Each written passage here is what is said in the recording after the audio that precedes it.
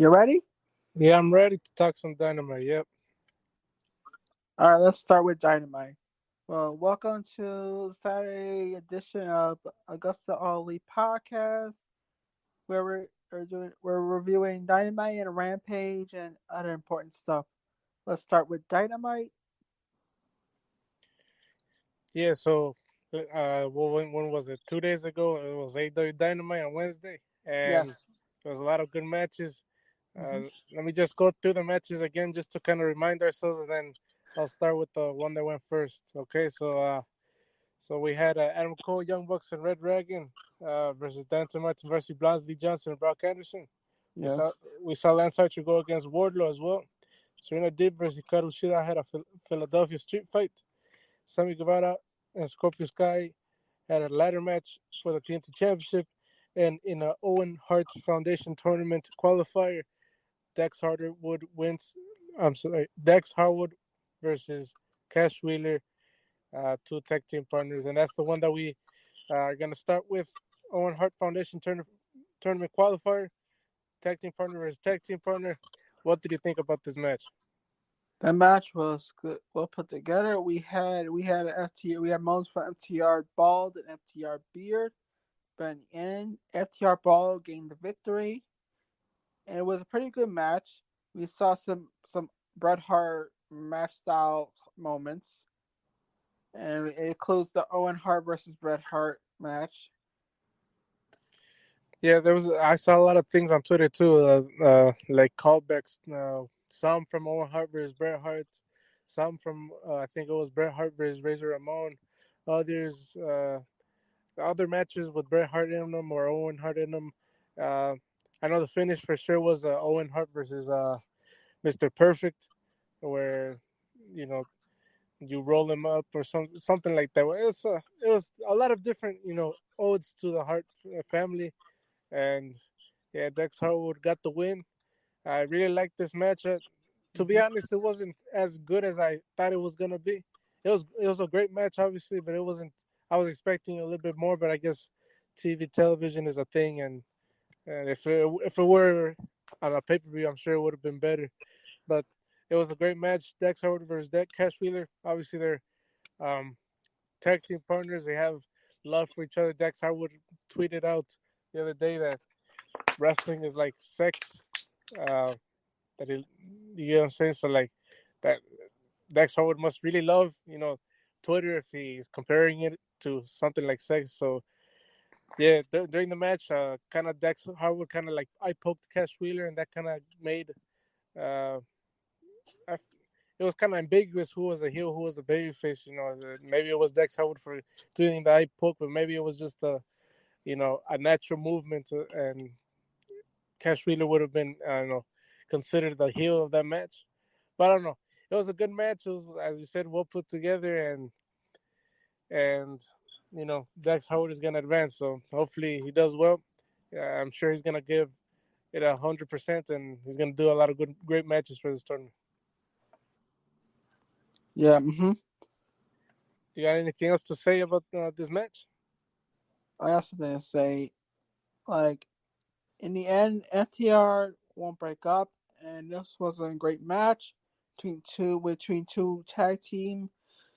two Ring of Honor tag team champions and AAA tag belts champions. It was pretty much an amazing match, and I hope that we can see more from FTR Bald and FTR Beard more often. Yeah.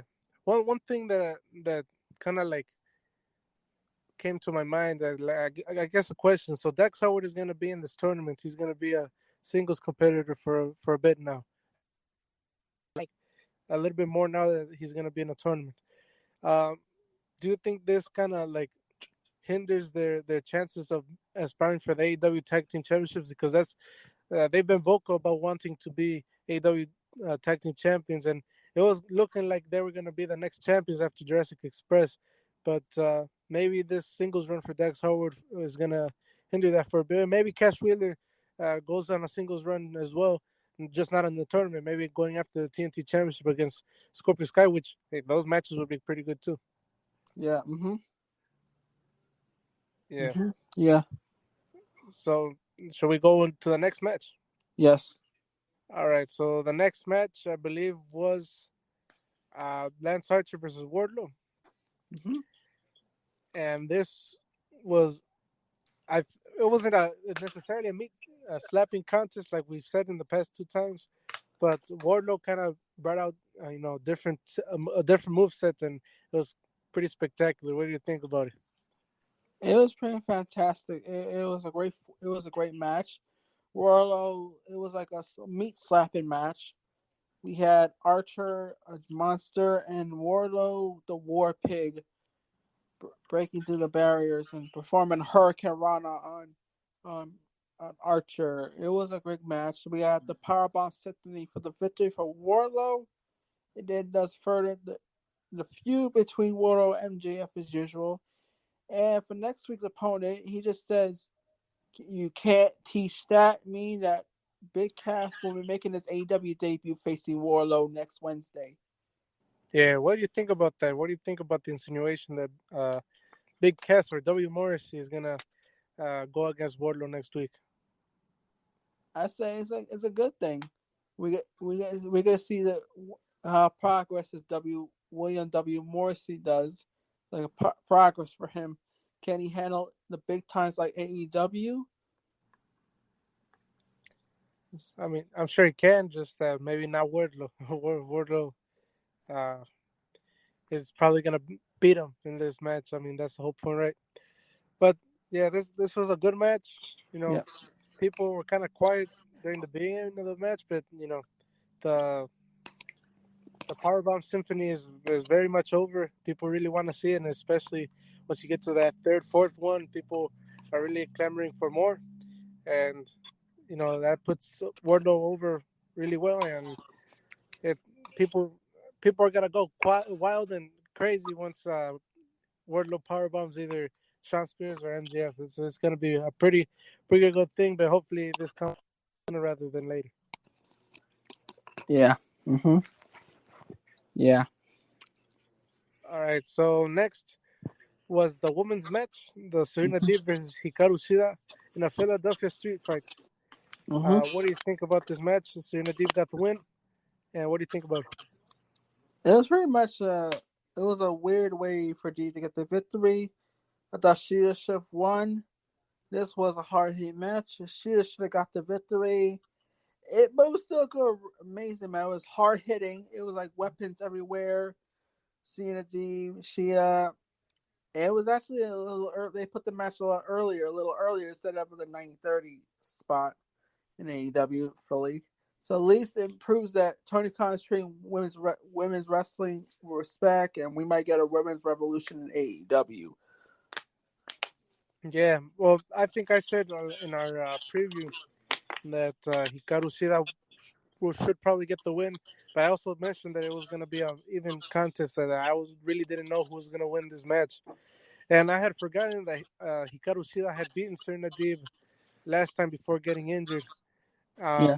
So I think having Serena Deeb win this match is probably the best idea. And you know, yes, it was a lot of weapon usage and brawling and things like that. But Serena Yeah. Deeb managed to get some wrestling into it. I mean, the finish here was a submission through the clover leaf, which was originally used by Dean Malenko, and it was good to see that move being used. And Serena Deeb is probably gonna. It was already confirmed. I mean, I think Thunder Rosa was looking at the match backstage on TV, and it looks like Serena Deeb is going to be that next contender against Thunder Rosa, and I think that's a good program. I think Serena Deeb and Thunder Rosa are two great competitors, especially Serena Deeb, and it's going to be some good wrestling. Yeah. It'll be a great wrestling. And with the thing that you mentioned about not being in the 9:30 spot, I mean, yes, it's great to see it in the middle of the program or whatever. But I mean, you could also say that that 9:30 spot is that co-main event spot, But Yeah. that's just me being kind of half serious again. It's just you know nothing really changes other than that time time slot, and the time slot doesn't really do much. Yeah. All right, so I guess we're gonna transition to another match, and the next match was the multi-team tag team match. Mm-hmm. It was the Undisputed Elite, Adam Cole, Young Bucks, and the Red Dragon Mm-hmm. versus Dante Martin, Varsity Blade, Ahmed Johnson, and Brock Anderson, along with Arn Anderson. What did you think about this match? There was a pretty good match. The Elite got the victory, but it was like a multi-man madness kind of match that I actually enjoyed. Like you got like two men at the same time, like two men jumps out of the ring and fought with the others. It was basically like it was a mixture, like an 8-man tag style match. Yeah, Yeah. yeah. I'm gonna be very honest here. I didn't really watch this match. It was like a point of the man, a point of the dynamite where like I was like kind of getting tired. You know, I'm kind of over Adam Cole and the Young Bucks too. Adam Cole hasn't really been presented well. I mean, he's gone after the world title and obviously has had decent matches against Adam Page. But I mean, I think that Orange Cassidy feud just didn't do much for him. Didn't do any favors for him. He got beaten, even though it wasn't a sanctioned match. He got beaten by Orange Cassidy, and that's never a good thing. And you know, just Adam Cole hasn't been presented the way that in NXT Adam Cole was presented. And hopefully, once Kenny Omega comes back or something happens with this Bullet Club angle or whatever, that Adam Cole kind of steps up in the gear and becomes that Adam Cole that we know. Yeah, we hope something happens. We need to Yeah, see it. yeah. But other than that, I didn't really watch this match. I didn't really have any interest in this match. I've never really watched a Red Dragon match in its entirety, other than like an FTR match in NXT. But yeah, that's all Yeah. I have to say on this match. Do you have anything else? Mm. Well, at least it gets the Elite on the same page as they go to the Forbidden Door pay-per-view. Yeah, that Forbidden Door pay per view it's looking like more and more that it's mostly gonna be a Bullet Club versus AW people, no? Yeah, most likely. So we could probably like say maybe uh Guerrillas of Destiny is gonna go against Summit or like either the Young Bucks or Red Dragon, or whoever the tag team champions are gonna be at that time. We could probably assume that. Yeah. Jay White is probably gonna have a match, whether it's against Adam Cole or you know maybe a AW title match against Adam Page or whatever. It's not looking like that dream match card, other than maybe if you add in that Okada CM Punk or Okada Bryan Danielson. But to me, at least the standards that I've seen on Twitter, it's not gonna reach the standards, at least to the point that we're at today. So far, we have no other indication. Yeah. I know. All right. So this main event match is Sammy Guevara versus Scorpio Sky for the TNT Championship in a ladder match. Yes. And this was an unbelievable match. Had you keeping guessing, like you didn't know who was gonna win until the person won. Yeah. And Scorpio Sky beat Sammy Guevara to become the TNT champion. What did you think about this match? I think that's those matches. That match was pretty. It was like a ladder match theme, but the goal was like I don't know. I think that ladder match. Yes, Scorpio Sky got the victory, and it was amazing. We saw it. We saw a going kick from Ty Conti to Dan Lambert, and also let's see, we had interference from Page. Then apparently Guevara. Like Scorpio Sky gained the victory by reaching for the title and winning the whole thing. But there was one spot when Guevara did that flip thing, it hurt his neck or something. I did read that on Twitter. Yes. Yes. He looked like he was a little bit hurt there. I mean, that's what you get for doing these insane ladder matches. Yeah. But yeah, this was a entertaining match, I suppose. Sammy Guevara is literally taking the Cody Rhodes spot. This was a very overbooked match. Not the overbooked in the Cody way. It was just overbooked in the forced way, I believe. Like just adding in Ty Conti and Paige Van Zandt and Dan Lambert. I mean, doing it once or doing it, a couple times is great. But they happened like 5 times during the match. I think in the last sequence, before Scorpio Sky went up and reached the TNT Championship, um, I think they did the Sammy Guevara jumping onto the ladder and like knocking down Scorpio Sky or trying to knock down Scorpio Sky one time too many. I think they kind of like wasted, some precious time, but whatever. It was an entertaining match. It was a all right main event, and now we have Scorpio Sky is a very, at least for the time being, very over babyface as TNT champion, and hopefully he has good matches. He's a great wrestler. He's a very capable wrestler. Hopefully, we get some viable contenders for his TNT championship and not, Sammy Guevara because he's been around that, picture for a while now. Yeah. Who do you think would be a contender for this TNT championship next for let's assume a babyface Scorpio Sky? Other than like Frankie Kazarian, because that's confirmed.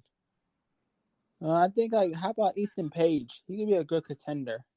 So you think Ethan Page is gonna turn on Scorpio Sky? Yes. It would be a good contender. I wouldn't want Ethan Page as a champion, not yet at least. I don't think he's. To me, I don't think he's over. He's a great wrestler, great talker, but I don't think he's at that level yet. Scorpio Sky has had to work his way up, and he did, and he has, and now he's reaping the benefits. And Ethan Page, he's done his work, but I think he's done his a little bit more. I think there's other people in line. Yeah. Keith Lee, Swerve Strickland. There's Dante Martin. Yeah. What about Miro? Miro, they're supposed to return. A lot of people on Twitter are saying Miro. I think Miro has had his TNT Championship run. I think it's time for him to have more of a main event feud, whether it's a blood feud or an AEW title feud, where I don't know if he wins it, but I think he could viably contend and be a believable, winner. He'd cast doubt to the finish of the match, and that's what you want ultimately. Miro would be a good one. I think Sean Spears has been working his way up too, and I think Sean Spears Scorpio Sky, feud would be a great one. I don't think it's the first one that comes to the mind of people, but they have had a ongoing feud since the inception of AEW, and I think it'd be a good match, a good feud, and they're two great talkers as well, so they'll sell you a ticket, Yeah. Other than that, I mean, there's other people, I'm sure, but Keith Lee and Swift Strickland, I think they might eventually get there. Right now they're barely coming in, getting acclimated. They haven't had many matches. They're, I think, involved with Team Taz and everything. Yeah. So I think that's not happening for them anytime soon, right now at least. But yeah, I think the way to go for at least the next champion is Sean Spears. Yeah. And have that like coincide with MJF winning the AEW championship off of Adam Page as well. If that's what's gonna happen, maybe it's CM Punk that beats Adam Page and then the MJF beats CM Punk. Whoever it is, but have MJF and Sean Spears and then FTR coincide as champions, and then have the pinnacle, reign supreme in AEW, and I'm sure the quality of AEW will get better as well. Yeah. Yeah. So that's all of AEW Dynamite. I don't know if you got other things to discuss here. Let's see. I got a couple of things we could discuss. Let's talk about the ROH TV deal, and we don't know about how the ROH TV deal will affect going forward with Impact wanting to get involved with Ring of Honor since AEW. I mean, Tony Khan bought ROH. How that will come to effect? Oh, this is like in relation to Deonna Purrazzo being, or what do you mean? Remember Tony Khan bought Ring of Honor, and then there were stories from Impact that they were looking to buy Impact before Tony Khan bought Ring of Honor.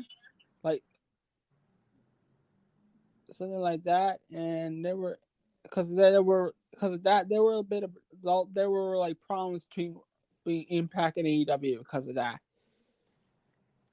Yeah, well, I think the TV deal for ROH is gonna help ROH, and it might hinder Impact. And I think Impact realizes that. I think Tony Khan buying out Ring of Honor and putting his focus there, and you know probably increasing the value of Ring of Honor and the destination for wrestlers to wrestle there. I'm sorry. Um, Impact realizes that, and they know it's going to be our competition. And you know, I've heard the stories, of Diana Perazzo while being Impact champion or women's champion or whatever the Knockouts champion, I think it is. Um, they didn't want her to, lose the Ring of Honor World Championship um, before she had lost the Impact Knockouts Championship. Now we see that I think Diana Perazzo isn't Impact Knockouts champions anymore, and she's going to defend the Ring of Honor World Championship against Mercedes Martinez after uh, having an interim ROH World Championship. I think um, even before the Ring of Honor deal, I think the Impact and AEW's relationship was strained a bit. Maybe it just grew old and kind of fell apart, and one didn't need the other anymore, and the other didn't need the other either. So Pretty I much, think yeah, pretty so. much. So yeah, Impact doesn't need AEW, but they understand that Ring of Honor is their direct competitor now. Yep. Yeah. All right. Do you have anything else? Yeah, that's it. That's about it. Okay. So do you want to fill the 30 or should we just end it there? Uh, let's end it there. All right. When we come back, we will review Rampage soon when we come back. So thank you everyone. When we come back, we will review Rampage. Stay tuned and here's it. Yeah, basically when we come back, we will review Rampage. All right. Thank you everyone. All right. Bye, man. All right. All right. We're back. We're gonna now review Rampage. You good, Yeah. Cody? Yeah, we're All good. right, let's get on to Rampage now. All right. So let me just pull up what happened on Rampage because I need a little bit of a reminder. But yeah, so last night's Rampage, or Friday night's Rampage was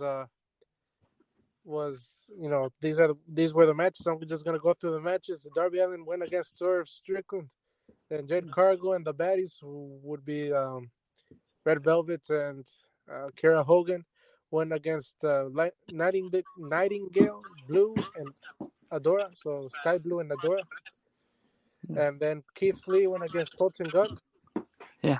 And so in the main event, Samoa Joe defended his ROH Television Championship against Trent Beretta. So we're gonna start off with the first match, which was Darby Allin versus Swerve Strickland. What do you think about this match? When I think about it was like a great matchup between Swerve and Darby Allin. It was like two high flyers. We have Swerve taking in the work, cutting down Darby Allin. Darby Allin fighting back. It was an uphill battle, but in the end, Darby Allin got the victory. That will be now he's in the Owen. Yes. Oh, yes. I forgot to mention it was an Owen Hart tournament qualifier. So yeah, Darby Allin beat Swerve Strickland, and now Yeah. Darby Allin will advance in this tournament. We didn't do any preview for Rampage because we don't do that. But Yeah. I would have hoped that Darby Allin won. I mean, I thought that was the right decision. I don't know if you would agree with that. Yeah. Honestly, yeah, Darby Allin should have won, but he won anyways. Yeah. Yeah. But okay, and because I think that Darby Allin is the more interesting wrestler for me. I mean, Swerve Strickland is a good wrestler. I see, good things in him, but I think he's still too fresh. I don't know really what he's all about other than his catchphrase, but we know what Darby Allin is and what he can bring to this tournament. And surely he's gonna bring good matches and good quality wrestling to this tournament. Yes. Um, so yeah, so Darby Allin is gonna advance, and hopefully this tournament gets underway sooner rather than later. All right, so the next match Yes. was a 6 woman tag or like 6 woman tag team match. Jade Cargill, Red Velvet, and Kara Hogan went against Willow Nightingale, Trisha Adora, and Sky Blue. And Jade Cargill and the Baddies won as it was expected. What did you think about it? It was a good 6 women's match. We had the baddies involved. We saw Gargel, Red Velvet. Oh yeah, that that high it was Red Velvet. I know it was Kay Gargel, Red Velvet, and the other girl. Kara Hogan. Oh yeah, Kira Hogan. Yes, yeah, I keep forgetting. Right. Against Trisha Dora, Willow Nightingale, and Sky Blue. It was like Trisha Dora most likely you gotta get a Ring of Honor contract. Same with Willow Nightingale. So is Sky Blue. They didn't need to lose, but it makes sense for the baddies to win this match to put them over as like a new heel group for AEW's women's division. Right. I saw like some people, complaining or saying that just Red Velvet and Kira Hogan just randomly appeared in the baddie section along with Jade Cargill, and I see like where that criticism is, but at least this match kind of gave at least the basis towards their friendship. At least they have a match and they have alliances now, so officially in a wrestling match, and that's all we need really for their alliance to form. And they won. It was pretty good. I think the commentary, um, they mentioned that Red Velvet and Jade Cargill are really bitter enemies that became friends now because, as we remember, they both made their debuts or like their official big, Dynamite debuts in the same match in the Shaq match with Cody Rhodes and Shaq. So Jade Cargill with Shaq and then Red Velvet with Cody Rhodes. Uh, so yeah, they have that type of association where like their enemies convert into friends, and then Kara Hogan is just a baddie, joining them with joining their whole thing. Yeah, pretty much. And so is that it for this one? Yeah, that's probably it. Okay, and then Keith Lee went against Colton Gunn. Keith Lee won in a dominant fashion. What do you think about it? It was pretty much a dominant fashion for Keith Lee. It was a great dominant fashion for Keith Lee. It did lead to the guns like Colton Gunn, Austin Gunn talking with it was Anthony Bowens. It was known as oh yeah. It was Anthony Bowen, the rap player, Max Caster. Mass Caster, Anthony Bowens.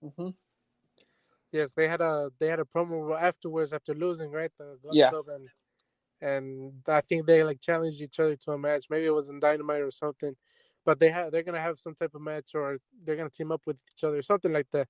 They did something post match in the backstage, yeah. Yeah. But yeah, so Keith Lee got the win. We probably would have expected this, and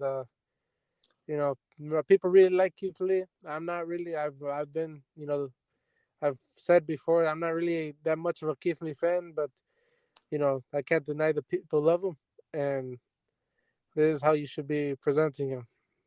Just getting wins on Rampage, so that eventually you're gonna have him. I think he's in a feud right now with Team Taz in a tag team match. You know, with Team Taz as in Ricky Starks and Will House, along with Swerve Strickland. So this is gonna protect him as at least a singles competitor. So that's good.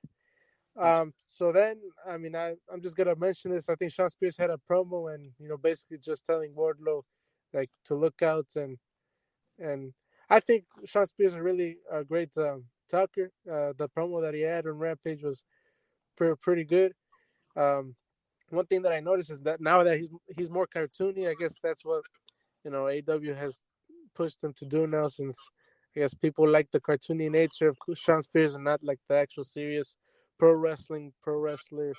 Uh, nature of him. But I guess that's too boring for people. But you know, he's uh he's out there, challenging Wardlow. So, and threatening him with W Morrissey. What we can assume is we can assume to be W Morrissey. My bad. That was bad English on my part. But what do you think about Sean Spears? Kind of threatening Wardlow. Sean Spears and Wardlow. It was pretty much like a segment with Sean Spears talking about William W. Morrison, how threatening he is, and towards Wardlow is most likely he's gonna have to lead to a big match between Spears and between him and Wardlow at some point. It won't Yes, happen at Double or Nothing, but at some point on Dynamite. I agree. I think the big match is obviously MGF Wardlow. That's the big match that people really want to see and Yeah. on pay-per-view. But Sean Spears Wardlow is a match that I think will steal people's attention. But you got to build both of those adequately. So hopefully this match with W Morrissey is a good one. So okay, so now let's move on to the main event of AEW Rampage. Samoa Joe, the ROH Television Champion, defended his title against Trent Beretta of the Best Friends. Samoa Joe beat him in a hard-fought match. Yeah. What do you think about it? Yes, it was pretty much a hard-fought match. Samoa Joe got the victory. It was great. It was great for Tony Khan to bring in Ion Ikabari for the Ring of Honor TV title as a commentator. It was Right. good. Yes. And they managed to bring Bobby Cruz in. It was good. And add to that, like it was like after the match, there was like a post match segment with Jay Lethal, Dud, and Sanam Singh, and we got Orange Cassidy involved doing those kicks to Sanam Singh. Yeah, so Samoa Joe was gonna cut a promo afterwards. Tony Schiavone was holding the microphone for him, and then got interrupted by Satnam Singh and whatever, Jay Lethal and his friend. I forget his name, but yeah, Satnam Singh comes in, and then in defense of the Best Friends and Samoa Joe, Orange Cassidy comes in and does the kicks on Satnam Singh, and then the brawl ensues and all that. So yeah, so the match was all right. It was pretty good. It was good for Rampage, and obviously Samoa Joe is a great wrestler. So is Trent Beretta, and it was a dignified television ROH television defense, and Samoa Joe got the victory as he should have. So yeah, that was AEW Rampage. Yeah, The 1 hour show. I don't know if you have anything else for us. Oh, there's one more thing. It was like those releases they did like yesterday. Those NXT releases. We need to talk about this. Oh yes. Yeah. Can you introduce the topic?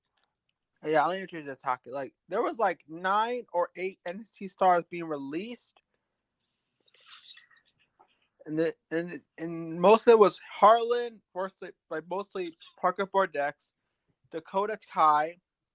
There was Malcolm Bivens, known as Stoker Holloway. He was a great manager. Right. But there was Persona with Indy Hardwell. She in the segment with Indy Hardwell. Remember, Persona Persona. She recently bought a house the day she got released. That was fucking bad. Yeah. Alright, and I don't know why would they release Malcolm Bivens or Stoker Holloway, because he's a great manager. He could manage anybody. I know I think he turned down because someone like Omos was a step down, and maybe that's true because Omos is a good 7 feet tall guy, but he's not good of a wrestler. But mostly to the point, I don't know what's going on with these releases. And what I heard from confirmation from Meltzer that they're going to be main roster releases next. Main roster releases. Yeah. Okay. So my comments on this is that I think Sean Rossap, also the person that reported these releases, he mentioned that most of these releases were already seen coming. Especially, I think he highlighted that Dakota Kai saw her release coming, and that most of these releases were releases of people that wanted, they didn't want to extend their contract, so they were gonna leave the company either way. So they kind of just did it for them, you know. And obviously that's not great, but they weren't gonna resign anyway, so they were already planning their departure of the company. So it's not like they were particularly, you know, taken by surprise. You know, Yeah. I think. I mean, if I'm being very honest, most of this list of people that I have here, uh, I don't know. I've never really seen. I mean, they're probably people from NXT 2.0 and that I've not watched. You know, so I don't really have a connection. I know who Malcolm Bivens is. I know who Dakota Kai is, and I know who Harland is. But that's about it. So I think Malcolm Bivens would fit well in AEW as a manager for whoever, whether it's Jade Cargo or some other monster type person. Dakota Kai could be a good addition anywhere. Yeah. And Harland, you know, if he develops adequately, he could be a star anyway. And then you mentioned, what did you say? You said, something, and It then was like Persona Stephanie or something I said about her buying the house while she was being released. I talked about her. yes.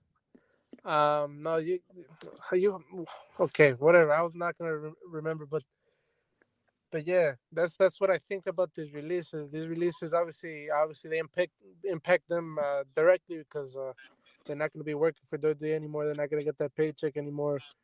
But at least they'll be getting what they want, you know, to be happy, and Yeah. that's you know, leaving the company that might have given them problems or something like that. Yeah. Yeah. hmm Pretty much, yeah. They'll be happy. They'll have money. They'll be happy. They don't have to worry about WWE no more. They go to like Ring of Honor, GCW, Impact, NWA, New Japan, Storm, anywhere else they can go. I remember what you said. You said that Dave Meltzer had said that main roster cuts are coming next. So Yeah. let's kind of speculate here. Obviously, it's not good speculation. It's we don't want these people to lose their jobs. Well, who do you think might be, you know, next on the chopping block? You know what I'm saying? I feel the next on the chopping block would be Finn Balor, and after Finn Balor, I'm seeing more of potentially either Sasha Banks or Bailey on the chopping block. Because I know WWE are gonna keep Becky Lynch and Charlotte Flair in WWE. I know for a fact. Yeah. Yeah. Um, those are bold. Those are bold predictions. I don't know. Finn Balor, I could see why you say that. And I know that Twitter was kind of like uproars after he had lost the U.S. title and, you know, was not doing anything much substance in Raw. Yeah. And I understand that, but I think Finn Balor is a. I think WWE knows who Finn Balor is and the value that he has outside of WWE, especially, and also inside of WWE. So I don't think he's gonna be released or is part of that, you know, chopping block. I think Sasha Banks and Bailey, as long as they want to be in WWE, they will be in WWE, and because they're part of the Four Horsewomen, they're the work the workhorse women of the women's division there. And if they leave, honestly, I don't know. Um, I don't know what would happen. That would be huge for anybody that would potentially get them. Um, I would be looking more towards a Drew Gulak. He's been doing more things in SmackDown, Mm-hmm. uh, but uh, uh, but Drew Gulak is probably the person in the bottom tier of the list. I don't know. It would be people that we don't really doesn't come to our minds. You know, it's not the first people that come to our minds. You know, because they're not, you know, featured. They're not talked about by the fans and things like that. You know, but I think if that's true, if the main roster cuts are coming, I think our favorites are probably safe if they have something so solid to play. You know. Mm-hmm. Yeah, something solid to play. Yeah. Is there anything else you want to talk about?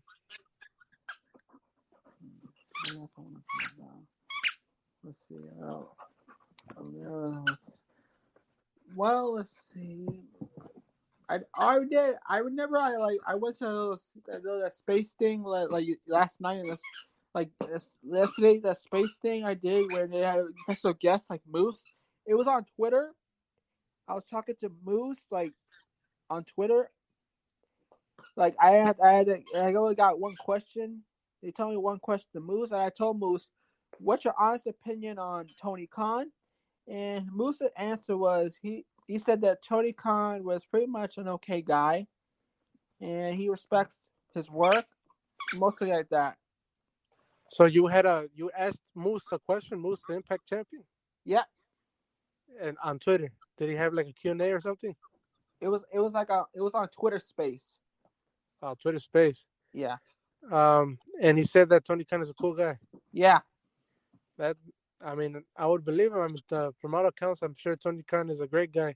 But also, I would Moose is trying to kiss some ass. You know what I'm saying? Because I'm sure there's future contract negotiation right there, and he doesn't want to muddle the waters between him and AEW. You know, I'm sure Yeah. he would test the option of going to AEW if that opportunity ever presents himself. You know. Yeah. But yeah, Yeah. that's cool. That's cool that you got to ask him a question. Yeah, that's pretty much it. So I'll say what I have to say. All right, thank you everyone for this is AgostoAllElite podcast, and we'll see you all next Saturday. So thank you all. See y'all next Saturday. Bye. Bye. All right.